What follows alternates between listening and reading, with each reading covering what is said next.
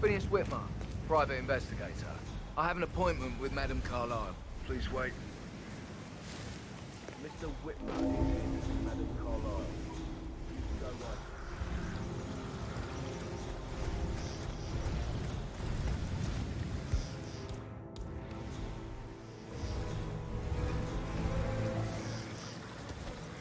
That is Phineas Whitmer, the famous private investigator hired by Madame Carlyle this morning.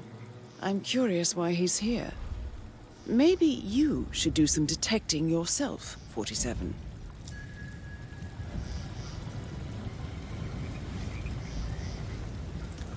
What? What the A famous... hell was that?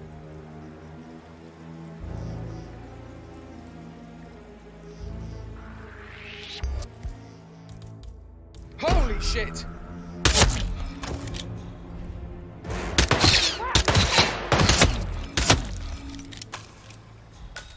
Spread out. Coat every corner.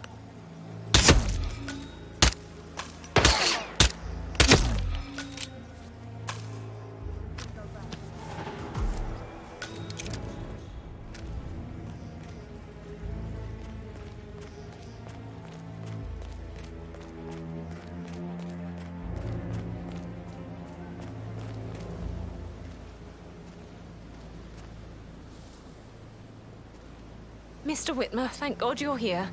Can I take you to Madame Carlyle? Yes, please. If you'd follow me.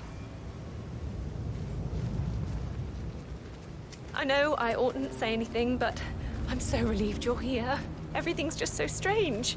Preparing for Madame's funeral, and then she turns up alive. But then the awful business with her brother Zachary, and all this security. I've never seen the place guarded like this, and I dare say I don't like it at all. This is what I mean. You have to be patted down before you see Madame Carlyle inside. Oh, I could just cry. Greetings, sir.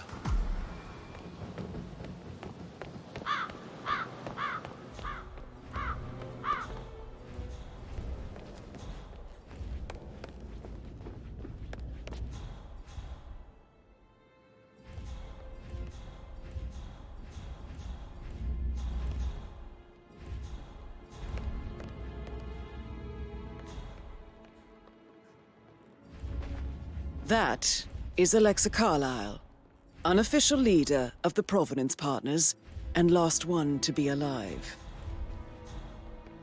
Looking good. Mr. Looking Whitmer, good. thank you for coming on such short notice. A great tragedy has fallen upon us, and I need a quick resolution, handled with absolute discretion. Results and discretion are my speciality. Very well. I suppose you will want to start at the crime scene. In my experience, a thorough examination of a potential crime scene is half the job done. Good. Fernsby will take over from here. I am Mr. Fernsby. Just keep Butler. calm.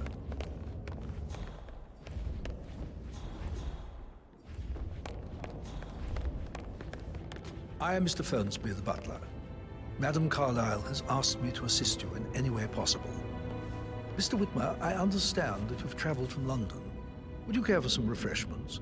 Or do you prefer to go straight to Mr. Zachary's sleeping quarters? I prefer to get started. As you wish. If you'll follow me, sir.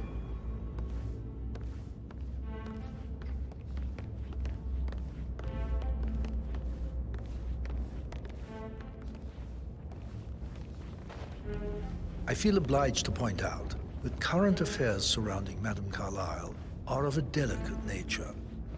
You may be familiar with the recent announcement of her death. You will probably learn that the staged funeral is scheduled to take place tomorrow. Madame's children were not informed until this morning that their mother was in fact not dead at all. So please bear with them if they seem affected by the rather unusual situation. I trust I do not need to remind you that there will be consequences if word gets out that Madame Carlyle is still alive. I'll consider her dead when I leave. Before you inspect the crime scene, I will tell you this. The case concerns the death of Mr. Zachary, Madame Carlyle's younger brother. He was found dead in his bed this morning. The door was locked from the inside, and a suicide letter was found in his room. However, Madame Carlyle suspects foul play and will not accept that he took his own life. I've prepared some information for you, so please do come and see me when you've finished your investigation of the crime scene. This is Mr. Zachary's room, to my right. A locked room murder mystery, 47. I trust you'll get to the bottom of this. Why don't you use your camera to scan the dead body, 47? Throat markings indicate a rare, short-lived plant poison killed him. Spread shows time of death at around 10 o'clock last night. You do know your poisons, 47. Zachary was shopping for New Wellingtons last night. Not exactly what you would expect from someone suicidal. Zachary's suicide note. Also, a sample of handwriting.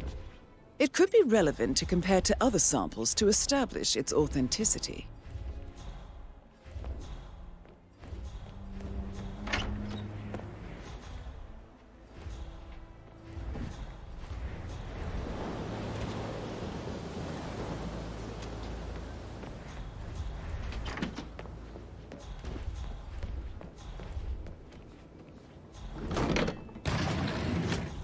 A hidden door. It's a secret passage. This could explain how the door was locked from the inside. A photocopy of the floor plans. Somebody's been researching the secret ins and outs of Thornbridge Manor. I believe you've done a thorough search of the crime scene, 47. Maybe it's time to see the butler. I'm curious about the information he's prepared for you.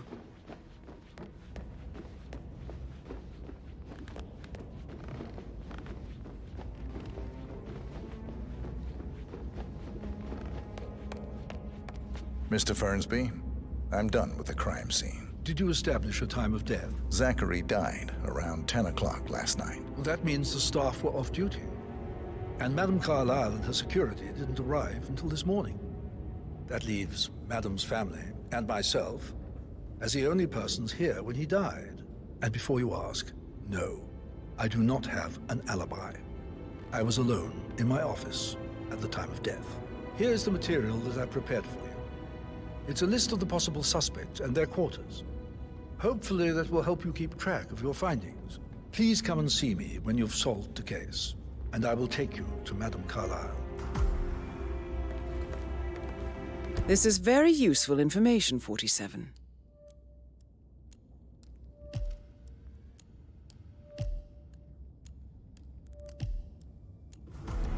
So how does one solve a murder mystery, 47?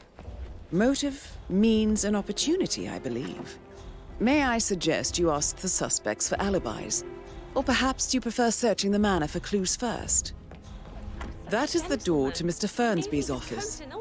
Rosie, you need to forget about Patrick. No good's gonna come of it. Stick to your own kind. You mean like Chris? He treated me like shit. All he wanted to do was play his stupid video games, never any romance. I deserve romance.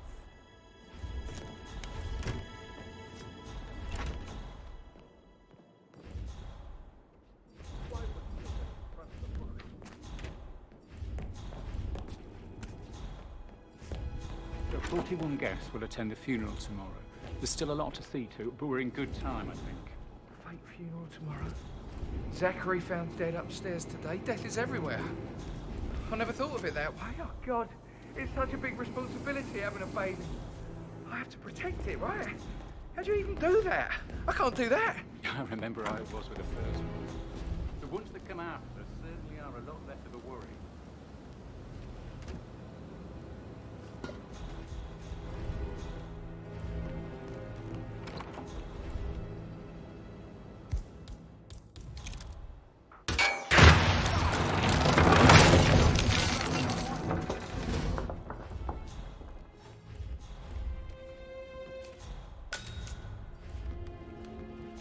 Zachary's diary.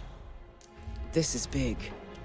He was about to confess to the world that he and Alexa murdered their older brother Montgomery 46 years ago. Copy. And apparently, Mr. Fernsby helped make the murder look like an I strongly accident. suggest you all get the hell out And of 47, The handwriting doesn't match the suicide letter in his room, proving he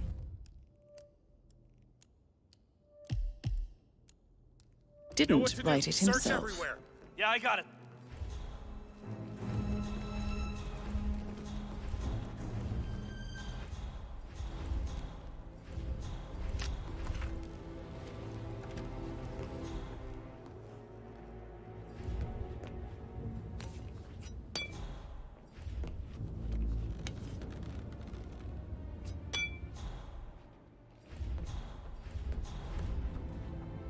Painkiller.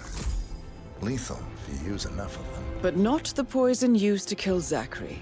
Of course, Madame Carlyle doesn't know that. Are you considering to frame the butler, 47?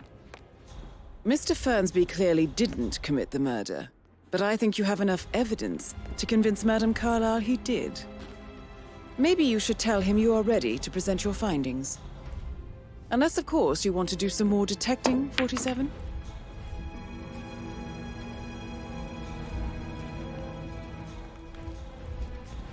So, how long have you been working here? About a month now.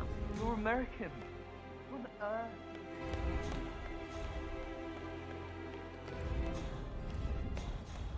earth?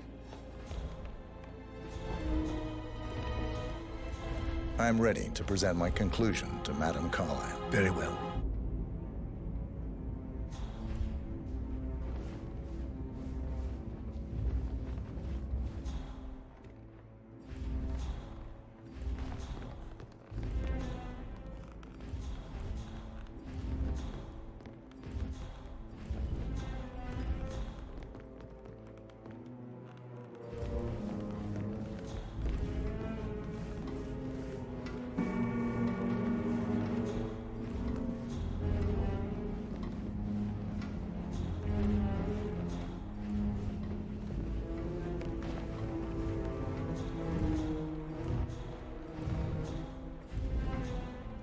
Hello, sir.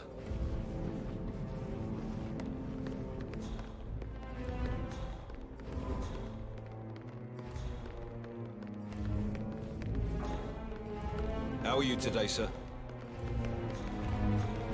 If you'll follow me, sir. This is Madame Carlyle's office. Please step inside.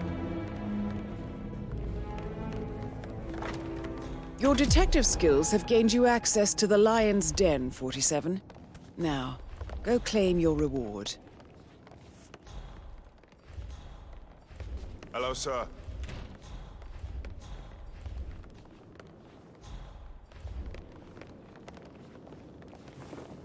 So, Mr. Whitmer, you've reached a conclusion. Take a seat. Please, go ahead. The butler, Mr. Fernsby, killed Zachary. Fernsby? Oh, you've got that wrong. He would never do such a thing. He is the most loyal man I have ever met. I found pills in his office that matches the poison that killed your brother. Furthermore, I found Zachary's notebook, half burned, in Mr. Fernsby's fireplace. It showed that Zachary intended to publish a written confession to a murder the two of you committed nearly 50 years ago. The murder of your older brother, Montgomery. That's outrageous. We did no such thing. No need to feign innocence. I know a killer when I see one, and my discretion is assured. The papers also described how Mr. Fernsby helped you stage the murder of Montgomery as an accident. I believe he killed Zachary not to be exposed as an accomplice to murder. Sweet Fernsby. You are wrong, Mr. Whitmer. He did not do it to protect himself. He did it to protect the Carlyle legacy. Mr. Fernsby, like myself, understands that sacrifices must be made to secure stability and prosperity. Mr. Whitmer, I'd appreciate it if your findings never leave this room. I understand Fernsby's actions, and there is no need for them to have more consequences than they already have. Fernsby was very fond of Zachary, and I'm sure his decision will haunt him to the day he dies. About your reward, have you considered an amount? I want the file you have on Arthur Edwards. Arthur Edwards, the Constant. But that must mean you're... I expected you'd show up. But you're not here to kill me. If you were, you would have already. The enemy of my enemy, I suppose. You can have it. You earned it.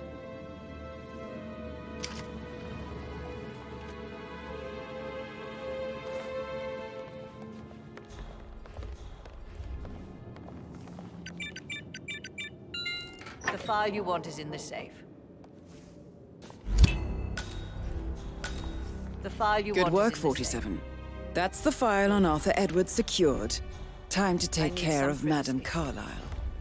Thank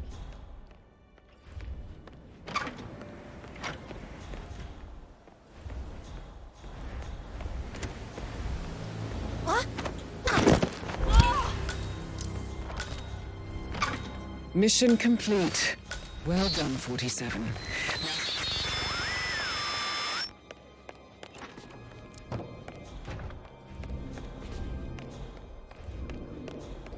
I can't forget his eyes.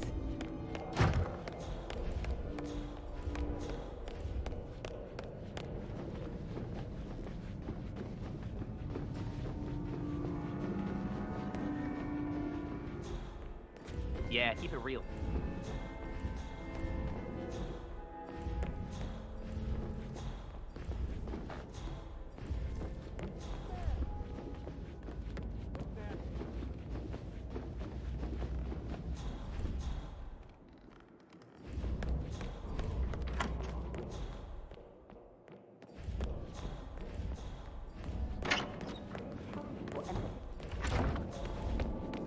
On top of everything, Rosie thinks she's in love with young Patrick. And that's a breaking heart. Oh.